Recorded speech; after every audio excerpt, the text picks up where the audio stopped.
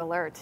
Yes, we have several weather alerts in effect, and it's due to the fact that these winds are starting to pick up a little bit here. I can feel it a little bit outside, and we're starting to see some drizzle. The drizzle is going to change over to rain later on this evening, but here's what our winds are looking like at this hour. 24 miles per hour now in Syracuse out of the west. You can see 25 miles per hour in Binghamton. Buffalo's dealt with the worst of it today. 38 mile per hour winds there currently, but they saw gusts that were actually closer to 70 miles per hour.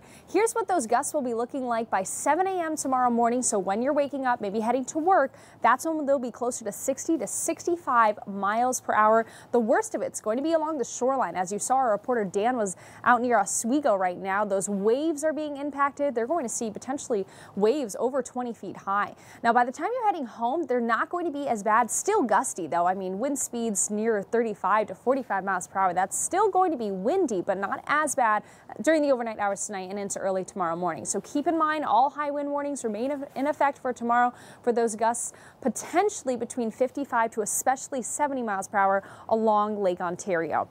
Our temperatures have been dropping today. We did get into the low 50s here in Syracuse, but now you can see it's a drastic change. 38 degrees at this hour, 36 in Cortland, 37 in Ithaca, but it's only going to be getting colder. So not all the precipitation that you're seeing on live triple Doppler radar brought to you by Falso Service Experts is in fact reaching the ground. Some areas are seeing a little bit of light rain off towards our east, and then back towards the west. That's where they're starting to pick up on the snow. The snow is likely going to start towards the north, so Jefferson, Oswego, and Lewis County seeing that to start off this evening. Going to move a little bit farther south.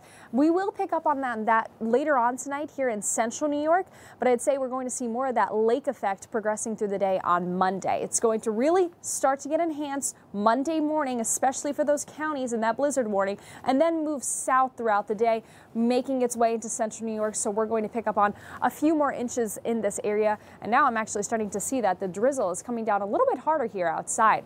Heading on into Monday evening, you can see the snow does begin to taper off, as do those wind speeds. Our FUTURECAST snowfall totals showing that mainly traced to about 3 inches for central New York, and then the highest totals are going to be the Tug Hail. That's where you'll see those whiteout conditions. Blizzard warnings are in effect.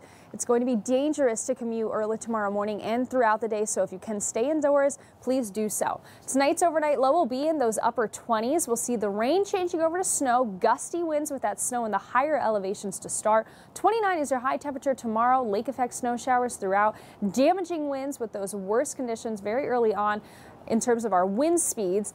And Tuesday, it's going to be pretty cold with only a high of 19 with some flurries around. So over the next 24 hours, make sure you monitor